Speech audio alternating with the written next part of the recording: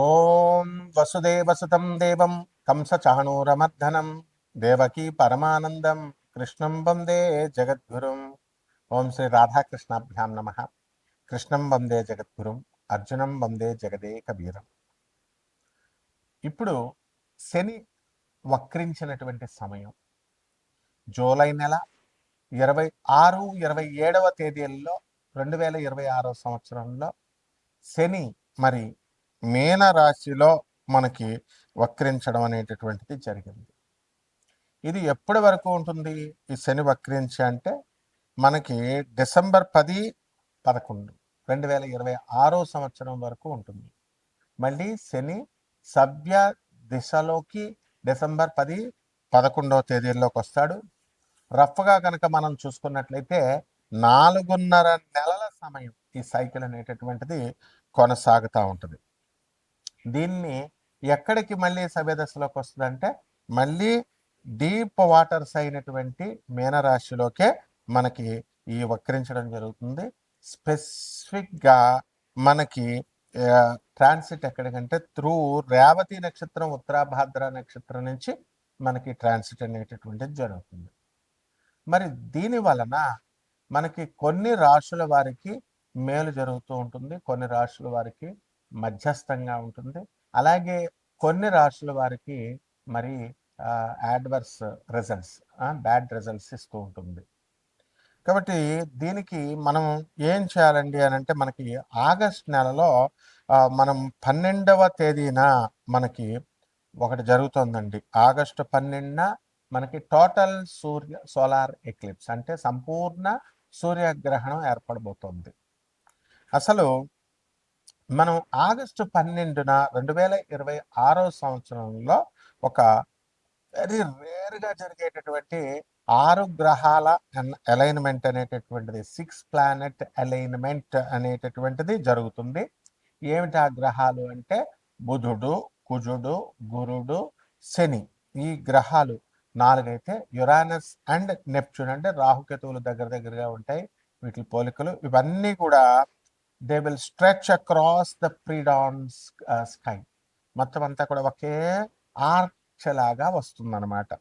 So దీన్ని మనందరం కూడా నేకెడ్ అయితే చూడొచ్చు మనం ఖగోళంలో, ఆకాశంలో. బెస్ట్ టైం ఏంటంటే ఆగస్టు 12వ తేదీన దగ్గరగా 1 గంట నుంచి గంటన్నర పాటు మనకి ఎవరి ఊర్లో వాళ్ళకి లోకల్ సన్ రైజ్ లొకేషన్ ఏదైతే ఉందో ఆ లోకల్ సన్ రైజ్ టైంలో దానికంటే ముందు గంటన్నర ముందు మనకి ఈ 6 ప్లానెట్ల అలైన్మెంట్ కనబడుతూ ఉంటుంది.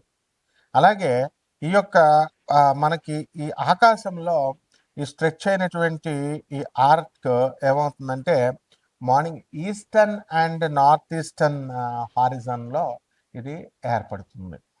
అలాగే ఈ యొక్క ప్లానెట్ విజిబిలిటీ అనేటటువంటిది అంటే అందరూ చూడొచ్చా అండి దీన్ని అంటే బుధుడు, గురుడు, శని, కుజుడు ఇవి చాలా బ్రైట్గా కనబడతాయి. అండ్ మామూలు కళ్ళతో ఏ విధమైనటువంటి ఎక్విప్మెంట్, ఏ పరికరాలు అవసరం లేకుండా క్లియర్ స్కైస్, ఆకాశాలు కనుక కరెక్ట్గా ఉన్నట్లయితే దాంట్లో మనం చూడొచ్చు. అలాగే ఎయిడెడ్ ఐ ప్లానెట్స్ ఏదో ఒకటి మనం సహాయం తీసుకొని చూడాలి. యురానస్ని, నెప్ట్యూన్ని మనం ఏం చేస్తామంటే పెయింట్గా ఉంటాయి కొంచెం అవి, అందువలన బైనాకులర్స్ కానీ అంటే అంత కళావంతంగా ఉండవు అనమాట. బైనాకులర్స్ కానీ లేదా బ్యాక్యార్డ్ టెలిస్కోప్ని మనం పెట్టుకొని మనం వాటిని స్పాట్ చేయొచ్చు అనమాట. అయితే ఈ రకంగా ఉన్నటువంటి ఈ యొక్క ప్లానెట్స్ అన్నీ కూడా ఆగస్టు 1 నుంచి 17వ తేదీ వరకు కూడా మనకి ఈ రవి ఏం చేస్తాడంటే కర్కాటక రాశిలో ఉంటాడనమాట. అలాగే ఆగస్టు 17 నుంచి సింహరాశిలోకి ఈ యొక్క రవి గ్రహం వెళ్ళడం అనేటటువంటిది, ట్రాన్సిట్ చేయడం అనేటటువంటిది జరుగుతుంది. దాని వలన మనకి మేజర్ ఇంపాక్ట్స్ ఏముంటాయండి ఈ శని వక్రించడం వలన అంటే 7.5 జరుగుతుంది కదా ఏలినాటి శని కొన్ని ప్లానెట్స్కి. ఆ 7.5 ఫేజ్ జరుగుతున్నటువంటి వాళ్ళకి ఎవరికి కుంభరాశి, మీనరాశి, తర్వాత మనకి మేషరాశికి జరుగుతుంది. సో వాళ్ళ యొక్క కార్మిక్ ఏమైతే ఉన్నాయో రిఫరెన్స్ అవన్నీ కూడా కార్మిక్ ఎఫెక్ట్స్ అన్నిటిని కూడా మనము ఇంటెన్సిఫై చేస్తుంది.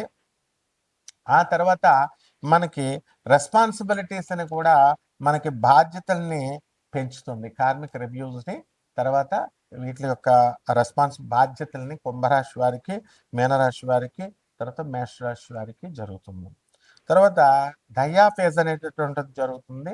అదేమిటంటే సింహరాశిలో అండ్ ధనుస్సు రాశి వాళ్ళకి వీళ్ళ యొక్క ఎవరికైతే జరుగుతుందో వాళ్ళందరూ కూడా శనీస్ వాళ్ళ దశలు జరుగుతున్నాయో, సో ఈ యొక్క స్క్రూటినీ జరుగుతుంది, శని స్క్రూటినీ. దానివల్ల ఎక్స్ట్రా కాషన్ ఫైనాన్సెస్లో కానీ, ధన విషయాల్లో, తర్వాత వర్క్ ప్లేస్ చోట స్ట్రెస్, ఇలాంటి విషయాల మీద ఎఫెక్ట్ అనేటటువంటిది పడుతుంది వీటి వల్ల.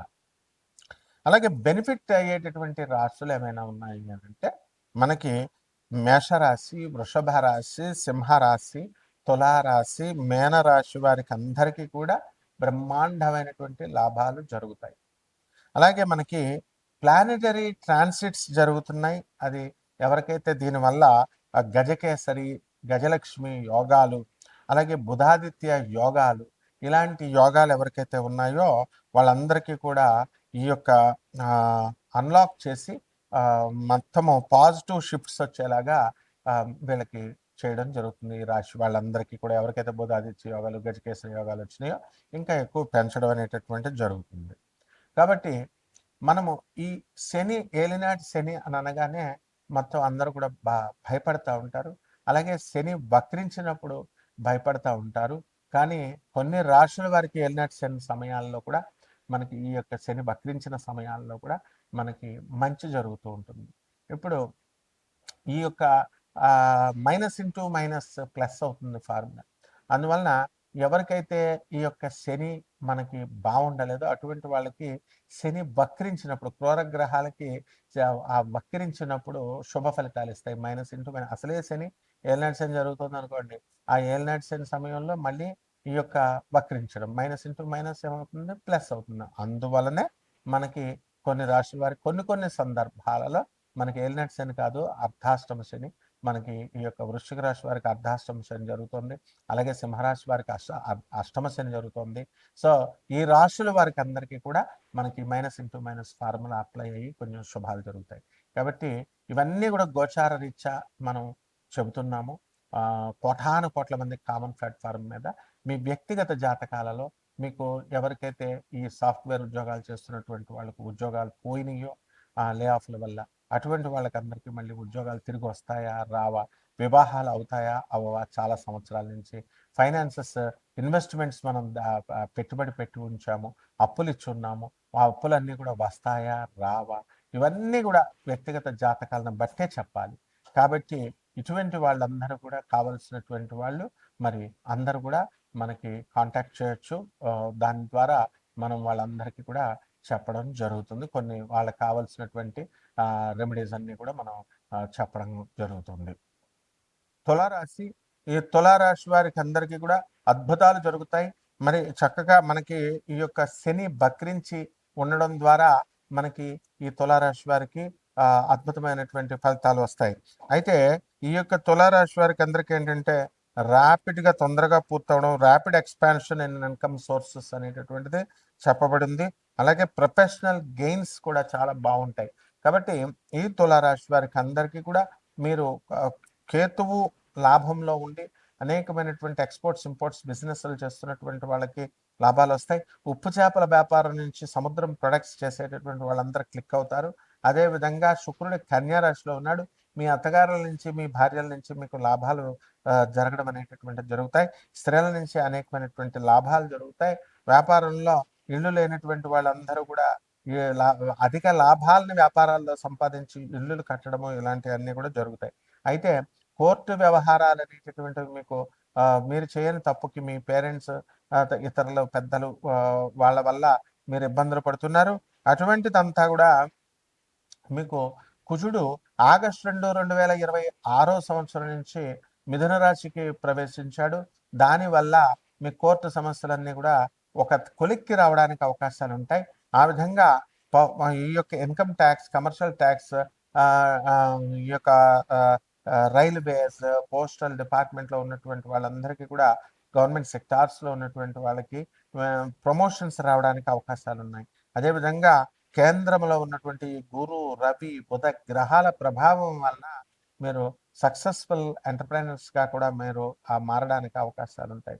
కాబట్టి ఎవరైతే ఇండస్ట్రీస్ నడుపుతున్నారో, స్మాల్ స్కేల్ ఇండస్ట్రీస్ అవనండి, పెద్ద స్కేల్ ఇండస్ట్రీస్ అవనియండి, వాళ్ళందరికీ మంచి లాభాలు అనేటటువంటిది రావడానికి అవకాశాలు ఉన్నాయి. అయితే ఈ రాశి వారంతా కూడా పబ్బులు ఇవి తిరిగేటటువంటి ధోరణితో ఎంతకాలం చేశారు తులారాశి వారు. ఇప్పుడు జీవిత నగ్నసత్యాలను తెలుసుకొని కృషి అనేటటువంటిది మొదలు పెట్టారు సక్సెస్ఫుల్గా అవ్వాలి అని. అదేవిధంగా పిల్లల నుంచి అనేకమైనటువంటి టెన్షన్స్ ఉంటాయి. వాళ్ళ ఎగ్జామ్స్లో మీరు ప్రొఫెసర్లు అయ్యుండి మీ పిల్లలు ఫెయిల్ అయిపోవడం, ఈ విధంగా ఉండడం అనేటటువంటిది జరుగుతాయి. టెన్షన్స్ ఉండి వీళ్ళు ఇప్పుడు తెలుసుకోగలుగుతారు ప్రతి పనికి కూడా స్ట్రిక్ట్గా ఉండాలి అనేటటువంటి విషయం. అందువల్లనే మీరు దేవాలయాలు, గోపురాలు తిరుగుతూ పబ్స్కి వెళ్ళాల్సినటువంటి వాళ్ళంతా కూడా ఈ యొక్క దేవాలయాల చుట్టూ, ఆర్ఫనైజెస్ చుట్టూ తిరగడం జరుగుతుంది. ఇక పరిహారాల దగ్గరికి వచ్చేసరికి మనకి రాహు జపం చేసుకోండి, రాహు స్తోత్రాలు చదవండి, రాహు కిలోంపావు మినుముల్ని ఆవుపేట రంగు ఉన్నటువంటి వస్త్రాలనిచ్చి పేద బ్రాహ్మణికి శనివారం నడుపున 8 గంటలకు దానం చేసుకోండి. ప్రత్యంగర అమ్మవారి యొక్క హోమాన్ని కానీ అమ్మవారి యొక్క మంత్రజపాన్ని చేసుకోవడం ద్వారా మేడి చెట్టుని పెంచండి, బ్రహ్మాండంగా ఉంటుంది. తులసి చెట్టుకు పూజ చేస్తున్నట్టుగా శుభమస్తు.